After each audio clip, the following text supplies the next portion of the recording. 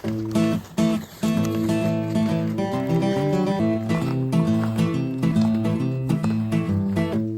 of the day so far. Colby and I are 0 for 2. We both dunked part of the skin in it. See if Ryan can fare better. Oh, nice.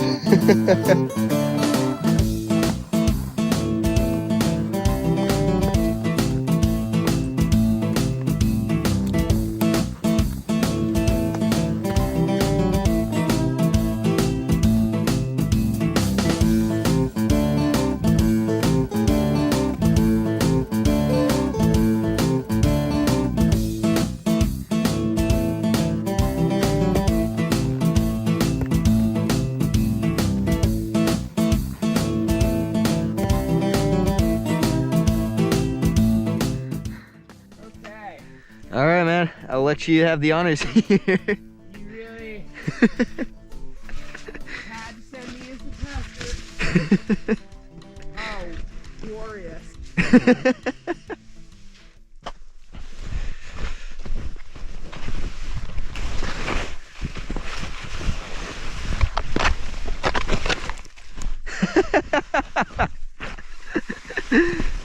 Nice.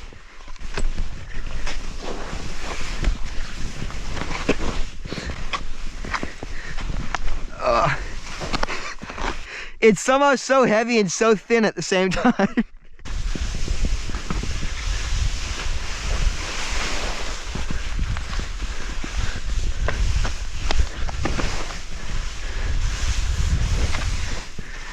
Whew. Oh, you picked a better entrance for that. Yeah.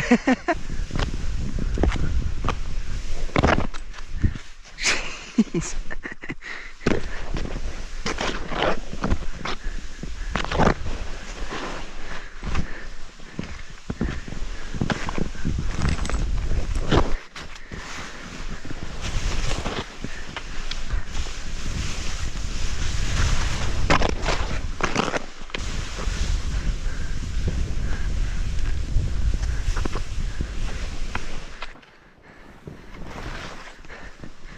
Oh yeah. I'm about to. Oh yeah. Oh, current length record for the day. Maybe.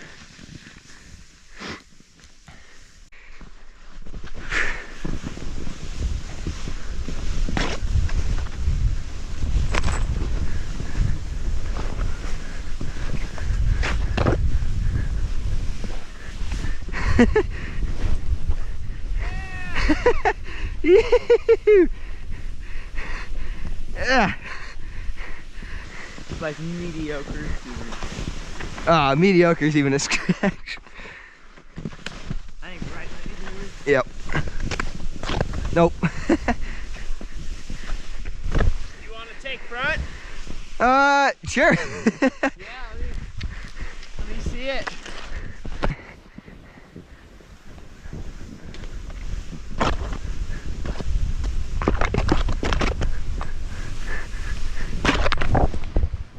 Whew.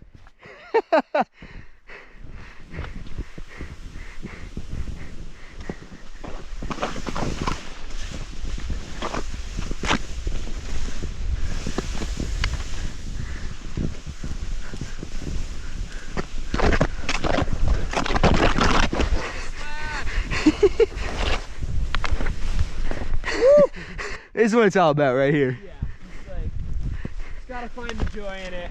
Who cares about blow or pow in the Prezzies when you can have no pow in the Southern Whites? This is hot cow in the southern. True, true.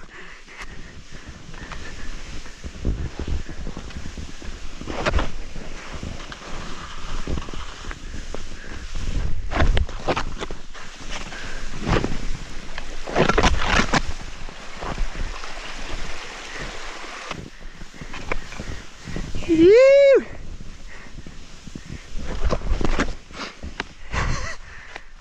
So I don't usually do this, but I think this video deserves a little bit more of a full recap. So I figured I'd talk a bit about the day for anyone interested. Well, you can watch some of this riveting footage of us bushwhacking our way down from the base of the slide back to the Cedar Brook Trail. This is one of those days where we went into it with little to no expectations of how long it might take, how difficult the bushwhack, the navigation might be, and of course we had no idea what the snow was going to be like. I was only back in New Hampshire for about a week this Christmas break, so Colby and I had already been making the most of it. We got some super variable turns on Mount Osceola's southwest slide earlier this week. It was kind of a crazy mix of just tons of exposed rock and lots of ice, but then also some super deep wind slabs that really tried to grab your ankles and your legs when you turned. So that was an interesting one. We got up into West Sleeper Slide, got some redemption on last year's complete Sufferfest, trying to get up there. And we ended up getting some pretty incredible deep pow turns on that one. But on the other hand, we also found ourselves in the middle of the Kangamangas Highway as the sun was setting with no service, no plans to get back on Christmas Eve. So not exactly how we expected that day to go, but we eventually managed to hitchhike the 40 miles back to our car at Waterville. Anyways, that's a whole other story. The day before this one, Colby and I were able to get up into Cedar Brook Ravine on Wheelback Mountain, which was sweet. The snow was pretty similar to this day when we started out, and the whole approach was super wet and heavy. The glomping was so bad that I ended up actually boot packing the last mile or so of the bushwhack, which was not too enjoyable. But even looking at the east slide once we got up there, it seemed pretty bad, and it ended up being awesome. We got a killer descent as we watched the sunset in front of us, and the snow turned out pretty solid. So we did some poking around a few other slides on other days this week, but after all those adventures, we pretty much had no clue how Cedar Brook was going to ski.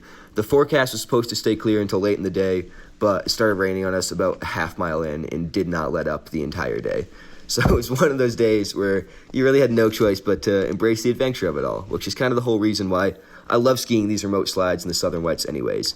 We were absolutely soaked to the core by the time we got up into the slide, and looking up at how rocky it was, all we could do is just laugh and be like, oh, this is going to suck so bad. The snow would have been horrendous even if there was decent coverage, but there was not at all. So it's definitely more of what you'd call survival skiing. We did technically ski it from the top to the bottom, but I'm for sure coming back to this one next time I'm in town to ski it in some better conditions. Thanks for watching.